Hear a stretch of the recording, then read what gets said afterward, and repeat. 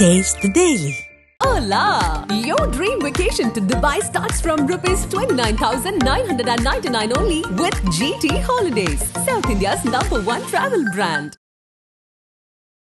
திமுகவில் இருக்கக்கூடிய senior junior Rajinikanth பேச்சிற்கு பிறகு தமிழக பாஜகவில் நடப்பது ஒன்றும் பெருசல்ல என்றுதான் சரிசமப்படுத்த முடியாவிட்டாலும் ரஜினிகாந்த் அவர்களை ஒருவேளை முதலமைச்சரே அப்படி பேச வைத்திருக்கிறாரோ என்ற சந்தேகங்கள் கூட டெல்லியில் உலாவுகின்றன. ஆனா முதலமைச்சர் விமான நிலையத்தில் ஒரு செய்தியாளர் சந்திப்பு நடத்தும் போது அது ஒரு நகைச்சுவை, அதை பகைச்சுவை ஆக்காதீங்க அப்படின்னு சொல்லியிருக்கிறாரு. துரைமுருகன் பல்லு போனவங்க எல்லாம் தலைமை வெள்ளையா மாதிரி மூடி போனவங்க எல்லாம் சினிமாவில் நடிக்கிறாங்கன்னு சொல்லுவாங்க. அது நகைச்சுவையா பகைச்சுவையா? 2026 தேர்தல் என்பது விஜயினுடைய நுழைவு இருந்த திமுக வர்சஸ் பாஜக, மு.க. ஸ்டாலின் வர்சஸ் நரேந்திர மோடி, அண்ணாமலை வர்சஸ் உதயநிதி என்ற 3 கட்டமைப்புகள் தான் இருக்குமே தவிர மற்ற கட்சிகள்லாம் irrelevant தமிழ்நாட்டில். காரணம் என்ன கேட்டால் மு.க. ஸ்டாலின் பால் அடிப்பார் பாருங்க, சிக்ஸர். ஒரேடியா உதயநிதி ஸ்டாலினை முதலமைச்சராக கொண்டு வந்து இவர் ஓய்வு பெறுகிறேன் என்றாலும் ஆச்சரியப்படுவதற்கு இல்லை. விஜய்க்கு ஒரு லக்கி நம்பர் 4 இருக்குதுங்க. 22ஆம் தேதி கான்பரன்ஸ் வைக்கிறாரு, 13ஆம் தேதி அனௌன்ஸ் பண்ண, ஆக மொத்தம் 4. அவசரமாக 2024 அவர் கட்சி ஆரம்பித்தது. காரணம் 2x4 அதெல்லாம் ஒரு கதையா சொல்றாங்க டெல்லியில. அது ராகுல் காந்தி காதுக்கு இனிப்பாக இருந்தாலும் தமிழகத்தில் திமுகவிற்கு ஒரு ஜட்கா. விஜய் அதிமுக பக்கம் போவாரா என்றால் அது பற்றி பல எண்ணங்கள் ஓடினாலும் திராவிட முன்னேற்ற கழகத்திற்கு முகமூடியாகத்தான் விஜய் இருப்பாரே தவிர திராவிட முன்னேற்ற கழகத்தினுடைய ஆன்டி இன்கம்பன்சி எதிர்வினைகளை எல்லாம் நியூட்ரலைஸ் செய்து விடுவார் அவர். ஆதன் நேயர்களுக்கு அன்பு வணக்கம். இன்றைய சிறப்பு நேர்காணலில் நம்முடன் இணைந்திருக்கிறார் மூத்த பத்திரிகையாளர் டெல்லி ராஜகோபாலன் அவர்கள். வணக்கம் சார். நமஸ்காரம் சார். தமிழக பாஜக பார்த்திருப்பீங்க. தமிழக பாஜக மீண்டும் ஒரு சலசலப்பு ஏற்பட்ட ஒரு விதமாக மாறி இருக்கிறது. தமிழிசை அவர்கள் கடுமையா பேசக்கூடாது அப்படின்ட்டு அண்ணாமலை தெரிவித்த கருத்துக்கு சொல்லியிருக்கிறது அப்படிங்கிறது ஒரு விமர்சனமா மாறி இருக்கு. அதுக்கு முன்பாக எடப்பாடி பழனிசாமி அவர்களை நோக்கி அவ்வளவு கடுமையாக அண்ணாமலை அவர்கள் பேசியதை டெல்லி எப்படி பார்க்குது? டெல்லியால் ஊக்குவிக்கப்பட்டதுதான் அது. நரேந்திர மோடியினுடைய, ஜே.பி. நட்டாவுடைய, அமித்ஷாவினுடைய செய்கைகளுக்கு இல்லாமல், சிக்னல்ஸ் இல்லாமல் அண்ணாமலை அப்படி பேசி இருக்க மாட்டார். இதற்கு பின்னணி என்ன என்று கேட்டால் தங்களுக்கும் தெரியும். 2024 பொது தேர்தலுக்கு முன்பாக டெல்லியில் உள்ள அசோகா ஹோட்டலில் அனைத்து என்டிஏ கான்பரன்ஸ் நடந்த பொழுது எடப்பாடி பழனிசாமிக்கு தன்னுடைய ரைட் ஹேண்ட்ல கொடுத்து பொக்கே கொடுத்து உட்கார வச்சார் நரேந்திர மோடி. அவ்வளவு மரியாதை கொடுத்து அடுத்த 3 நாள்ல அவர் வெளில போறேன்னு ஆரம்பிச்சோன்னா இவங்க மத்திய அரசாங்கத்திற்கும் சரி மத்திய பாஜகவிற்கும் எடப்பாடி பழனிசாமி மீது ஒரு கேள்விக்குறி இருக்கத்தான் இருக்கிறது. அதை அவர் தற்போதைய குறிப்பி சொல்றதெல்லாம் அது எப்படி பண்றாங்களோ தெரியல, கேள்விக்குறி இருக்குது கண்டிப்பா. இதுல இப்போ திருப்பி அந்த சீனியர் வெர்சஸ் ஜூனியர் அப்படிங்கறது தலை தூக்குற மாதிரி ஒரு சூழல் இருக்குது சார். எங்க தமிழக பாஜக திமுக இல்ல, அதை விட்டுருங்க. பாஜக இருக்கிறதை ஒத்துக்கொள்ளுகிறேன். கண்டிப்பாக அந்த மாதிரியான ஒரு senior versus juniors, older time new timers கூட இருக்குது. இருப்பினும் தமிழக பாஜகவில் சலசலப்பு இருக்கத்தான் செய்கிறது. அதை மத்திய பாஜக நன்றாக உணர்ந்திருக்கிறது. இருப்பினும் அண்ணாமலைக்கு அனுமதி கொடுத்து தற்காலிகமாக ஒரு தலைவரையும் நியமிக்காமல் அண்ணாமலையே லண்டனிலிருந்து தமிழக பாஜகவை செலுத்தக்கூடிய அளவிற்கு அவர் மீது நம்பிக்கை இருக்கிறது என்றால் அந்த சலசலப்பு இளைஞர் சீனியர் ஜூனியர் எல்லாம் ஒண்ணும் கிடையாது. ஆனா தாங்கள் ஒன்று கூற மறந்து விட்டீர்கள். திமுகவில் இருக்கக்கூடிய சீனியர் ஜூனியர் ரஜினிகாந்த் பேச்சிற்கு பிறகு தமிழக பாஜகவில் நடப்பது ஒன்றும் பெருசல்ல என்றுதான் சரிசமப்படுத்த முடியாவிட்டாலும் ரஜினிகாந்த் அவர்களை ஒருவேளை முதலமைச்சரே அப்படி பேச வைத்திருக்கிறாரோ என்ற சந்தேகங்கள் கூட டெல்லியில் உலாவுகின்றன. ஒரு மத்திய அமைச்சரே என்னிடம் சொன்னார், இது மு.க. ஸ்டாலின் அவரெல்லாம் பேசின்ற போது சொல்லியிருப்பாரு, ஒரு இப்படி அவுத்து விடுங்க அப்படின்னு. காரணம் அந்த மாதிரி ஒரு சலசலப்பு எம்பிக்களிடையே இருக்கிறது. அந்த எம்பிக்கள் பேசுவதைத்தான் மத்திய அமைச்சர் எதிரொலிக்கிறார், அந்த வியூ மாதிரி, தன்னுடைய கருத்து மாதிரி. ஆனா முதலமைச்சர் வந்து விமான நிலையத்தில் ஒரு செய்தியாளர் சந்திப்பு நடத்தும் போது அது வந்து ஒரு நகைச்சுவை, அதை வந்து பகைச்சுவை ஆக்காதீங்க அப்படின்னு வந்து சொல்லியிருக்கிறாரு. அது நகைச்சுவை தான் எனக்கு அப்ப அன்னைக்கே சொல்ல ஏன் இந்த நம்ம துரைமுருகன் வந்து பல்லு போனவங்க எல்லாம் தலைமையில் வெள்ளையா மாதிரி மூடி போனவங்க எல்லாம் சினிமாவில் நடிக்கிறாங்கன்னு சொல்லுவாங்க. அது நகைச்சுவையா பகைச்சுவையா? அது இப்ப முதலமைச்சருடைய கூற்றை பற்றி நம்பவே வேண்டாங்க. அவர் அரசியல் செய்கிறார், நன்றாக செய்கிறார். தன்னுடைய தகப்பனார் கருணாநிதி ஐயா அவர்களை விட நன்றாக செய்கிறார். 2 பேரும் மூட்டி விட்டாரு. 3 முறை, ஒரு முறை அல்ல, 2 முறை அல்ல, 3 முறை துணை முதலமைச்சர் துணை முதலமைச்சர் துணை முதலமைச்சர் என்று பரபரப்பான செய்தி போட்டு விட்டு 3 முறையும் தோல்வி விட்டது. ராகுல் காந்தி மாதிரி 3rd டைம் ராகுல் காந்தி பிரைம் மினிஸ்டர் ஆக முடியாது போயிடுச்சு. அதே மாதிரி துணை முதலமைச்சராக கூட ஆக்க முடியல உதயநிதியால. ஆக மொத்தம் திமுகவில் உட்கட்சி சண்டை இருக்கிறது என்பதை ஊர்ஜிதப்படுத்துகிறது அந்த நிகழ்வுகள்.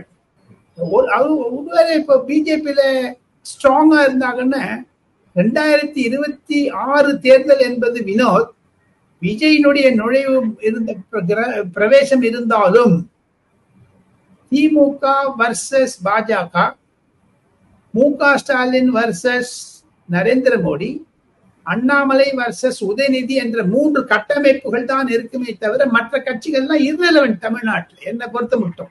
காரணம் என்ன கேட்டால் ஸ்ட்ரைட்டா மு.க. ஸ்டாலின் பால் அடிப்பார் பாருங்க, சிக்ஸர். ஒரேடியா உதயநிதி ஸ்டாலினை முதலமைச்சராக கொண்டு வந்து இவர் ஓய்வு பெறுகிறேன் என்றாலும் ஆச்சரியப்படுவதற்கு இல்லை.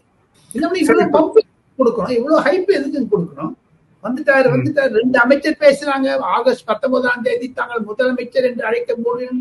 ஒரு அமைச்சர் பேசுறாரு, சீஃப் மினிஸ்டரா ப்ரமோட் பண்ணிடலாமேன்னு. ஆக மட்டும் அதை நடுவுல 2 மாதங்களுக்கு முன்பாக தூக்கம் வரவில்லை என்று சொன்ன முதலமைச்சர் ராஜ்நாத் சிங் வந்தப்பறம் தூக்கம் வருதுங்கிறாள். என்ன அர்த்தம்? அப்ப பாஜகவோட ஒண்ணு போறாங்களா?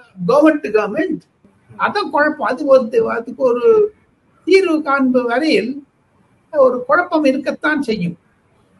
சார், இப்ப மீண்டும் வந்து விஜய் சம்பந்தமான விஷயத்துக்கு போனோம் அப்படின்னா, அதுல வந்து விஜய் அரசியலுக்கு வருவது, அவர் கட்சி தொடங்குவது, அதுக்கு வந்து வரவேற்பும் இருக்கு, விமர்சனமும் இருக்கும். இருந்தாலும் கூட சமீப நாட்களாக ஒரு கருத்து உலாவி கொண்டிருக்கிறது. அது வந்து என்னன்னா, ராகுல் காந்தி தான் விஜயை வந்து அரசியல் கட்சி தொடங்க சொன்னார், அவருக்கும் விஜய்க்குமான நெருக்கம் வந்து இருக்கிறது, இதை வந்து ராகுல் காந்தி சொல்லிதான் விஜய் வந்து அரசியல் கட்சி தொடங்கி இருக்கிறார் அப்படின்னு இப்போ சமீபத்துல பாஜகவில் இணைந்த காங்கிரஸ் சட்டமன்ற உறுப்பினராக இருந்த விஜய் தரணி சொல்லி இருக்கிறார். உண்மையிலே விஜய்க்கும் ராகுல் காந்திக்கும் அந்த மாதிரியான உறவு அப்படிங்கிறது வந்து இருக்கா? அப்படி ஒருவேளை இருந்துச்சு அப்படின்னா 2026 அந்த கூட்டணியா மாறாது அப்படிங்கிறது என்ன நிச்சயம்? விஜய் தமிழக அரசியல் பிரவேசத்தில் விஜய் வருகிறேன் என்று சொல்வதற்கு முன்பாகவே தங்களிடம் கமலஹாசன் வந்த பொழுது, அரசியலில் நுழைந்த போது, மக்கள் நீதி மய்யம் வருவதற்கு முன்பாகவே திருமாவளவன் கமல்நாத்தை அழைத்துக் கொண்டு ராகுல் காந்தியிடம் சந்திக்க வைத்தார் என்று நான் தங்களிடம் சொன்னேன். ஞாபகம் நினைக்கிறேன்.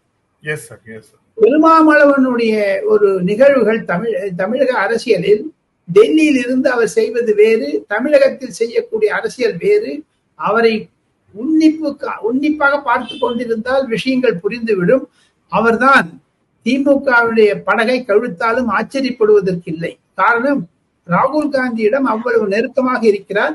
சமீப காலமாக ராகுல் காந்திக்கு 99 சீட் வந்த பிறகு மாநில கட்சிகளை எல்லாம் உதறி தள்ளிவிட்டு தாங்களும் அமைப்பில் வரலாமே என்று, உதாரணத்திற்கு ஜம்மு காஷ்மீரில் நடந்த பேச்சுவார்த்தை செப்டம்பர் 18ஆம் தேதி அன்று வாக்குப்பதிவு நடக்க இருக்கிறது காஷ்மீரில்.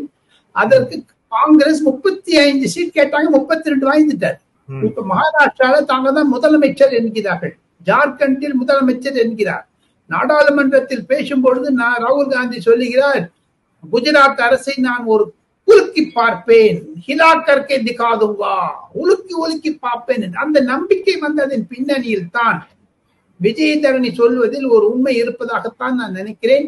ராகுல் காந்தியினுடைய தூண்டுதல் பேராக விஜய் வந்திருக்க மாட்டார். அவர் கிறிஸ்துவர் என்று சொன்னாலும், விஜய் ஜோசப் என்று சொன்னாலும், அந்த ஒரு நம்பிக்கை விஜய்க்கு கொடுத்திருக்கவே மாட்டார் ராகுல் காந்தி. இருப்பினும் தங்களுடைய கருத்திற்கு, விஜயதரணி சொன்ன கருத்திற்கு கண்டிப்பாக ஒரு கேள்விக்குறி டெல்லியில் உலாவுகிறது உண்மைதான்.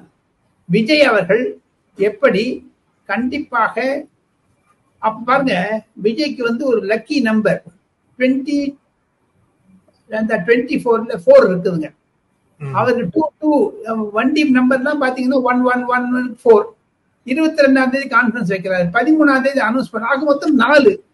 அவசர அவசரமாக 2024 அவர் கட்சி ஆரம்பித்தது. காரணம் அது 8 2024 4 8 என்பது 4 மறுவடிவம் 2 into 4. அதெல்லாம் ஒரு கதையா சொல்றாங்க டெல்லியில.